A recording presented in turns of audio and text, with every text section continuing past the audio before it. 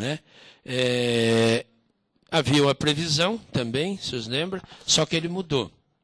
Ele dispensa da caução na execução provisória do despejo por falta de pagamento, por exemplo, aí não há necessidade de caução. E ele fala, salvo nas hipóteses das ações, aí o artigo 64 com a nova redação. Salvo nas hipóteses das ações fundadas no artigo 9º, a execução provisória do despejo dependerá de caução não inferior a 6 meses, nem superior a 12 meses do aluguel, atualizado até a data da prestação da caução. Esse artigo 64, ele exigia também, aí as hipóteses que ele exigia eram o inciso 1, 2 e 4 do artigo 9, agora em todas aquelas hipóteses não se exige mais, né? Então ele elasteceu as condições em que não se exige mais a caução para a execução provisória. Não sei se execução provisória é aquela que o juiz dá a sentença, cabe recurso, mas esse recurso não tem efeito suspensivo, o sujeito recorre e eu peço uma carta de sentença, que é algumas peças do processo, porque o processo sobe para o tribunal, daí vai executar onde, né? E eu faço naquela carta de sentença a execução com aquelas peças que o código diz quais são, aí vai lá para o Código de Processo Civil, eu formo um segundo processo, uma cópia do segundo processo, e com aquele que fica daí na comarca, eu requeiro a execução provisória para desalojar o locatário antes mesmo que o tribunal examine o recurso. Aí que eu disse para vocês, o parágrafo primeiro continua dizendo a caução poderá ser real ou fidejussória, porque quando o artigo fala caução não inferior a 6 meses, nem superior a 12 meses, dá a impressão que é em dinheiro, né?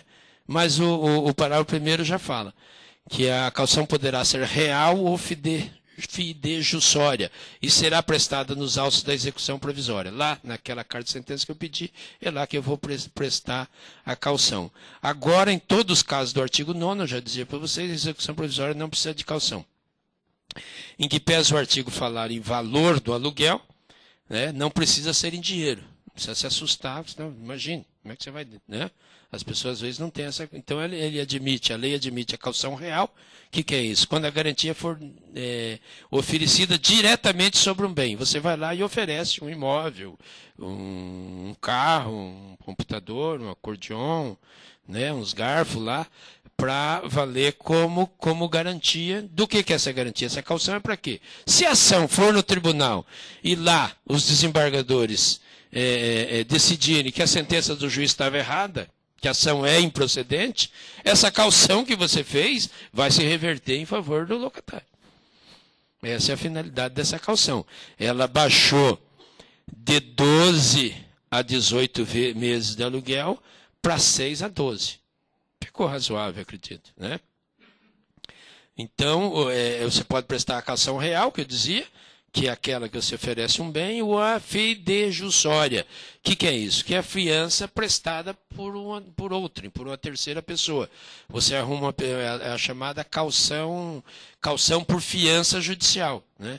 Prestada por uma terceira pessoa, você arruma um amigo seu que prova que tem bens, se for casado a mulher tem que assinar também, vai lá e faz um termo lá na justiça, ó, eu estou sendo fiador do seu Luiz Carlos Ribeiro, se a ação dele for julgado improcedente no tribunal, e eu me responsabilizo pela caução que o juiz determinou, entre, agora limitada, a de 6 a 12 meses. Aí o juiz é que vai fixar, o juiz tem essa autonomia e esse espaço, entre 6 a 12 meses do valor atualizado do aluguel.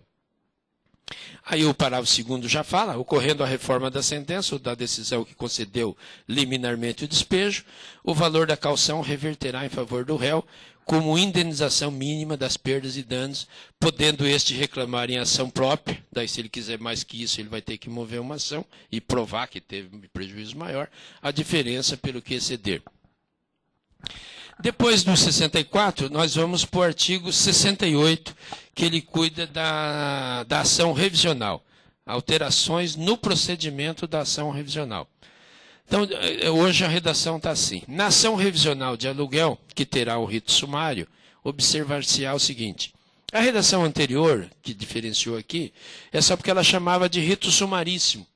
O Código de Processo Civil de 1973, ela criou, tem um rito especial, um rito ordinário, e chamava rito sumaríssimo. Imagina os senhores. Imaginava-se que você propunha uma ação pelo rito sumaríssimo, ele dizia qual é, acidente de carro, por exemplo, né, o mais conhecida.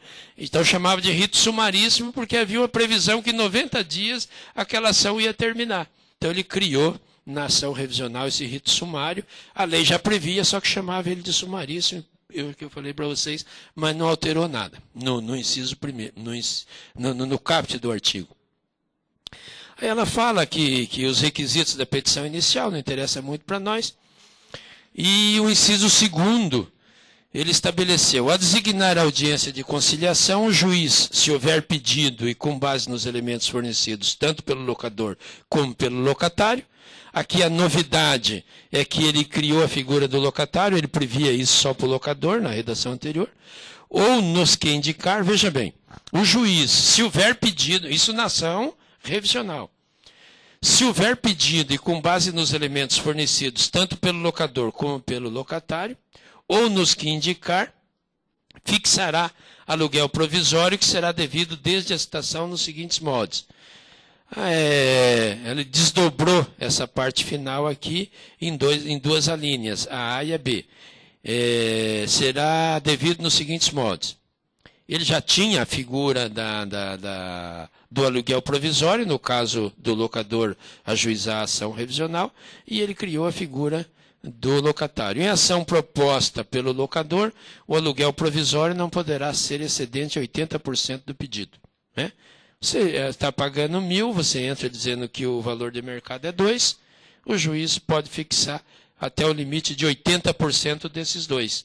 E você vai ter que levar elementos para o juiz, né? Avaliações, de outras imobiliárias, outros corretores, outras empresas e tal, dizendo que o valor de mercado ali é de 2 e ele pode fixar um aluguel provisório, então, de até 80%. Isso já era previsto na lei anterior. A novidade é que a linha B criou também a hipótese. Em ação proposta pelo locatário, o aluguel, que ele também pode entrar com a revisional, né? Aí ele está achando que o aluguel é muito caro, que ele está pagando, né? Isso pode acontecer, né? É a lei da oferta e da procura. É difícil, mas pode ocorrer, de o aluguel baixar naquela região que ele te logou, o preço de mercado que era 2, o imóveis iguais está sendo alugado por 1.000, então ele pode também entrar com ação revisional para baixar. Nesse caso, o juiz também poderá estabelecer um aluguel provisório para ele pagar, não inferior a 80% do aluguel vigente. Então, se ele está alugado por 2, ele acha que vale 1.000, ele vai entrar dizendo que quer que baixe de 2 para 1.000, e se ele trouxer elementos que convençam o juiz, ou o juiz tiver elementos por conhecimento próprio, ele pode dizer, não, eu vou citar o outro para responder, para dizer se é isso, se concorda, se não concorda, mas enquanto isso, eu vou te fixar em 80% do valor que você vem pagando. O inciso terceiro ficou igual, não mudou nada. E o inciso quarto do artigo 68 modificou a sistemática da ação revisional. Na audiência de conciliação, ele mudou, é aquilo que eu digo para vocês. Aquelas palavrinhas que a lei modificou, que alterou, introduziu, para exatamente melhorar o andamento dos processos, né? Porque tem algumas coisas, algumas práticas que não se justificam. Não é isso? São previstas em lei, logo a justiça tem que cumpri-las, mas não se justifica, né?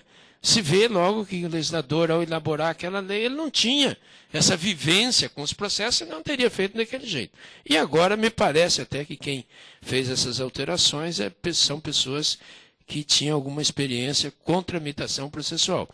Ele alterou no artigo 4º, na audiência de conciliação,